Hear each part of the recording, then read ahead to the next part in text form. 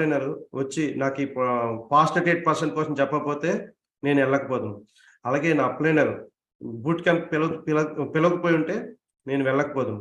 అలాగే నా అప్లైనర్ ఏదైతే మీటింగ్ ఉన్నప్పుడు నా స్టూడియో క్లోజ్ చేయకపోదును. తను చెప్పారు కదా ఎస్కేప్ అయిపోయి ఉంటే అటు అప్లైనర్ చెప్పకపోతే మిస్ అంటే అప్లైనర్ గుడ్డిగా ఫాలో అయ్యాం.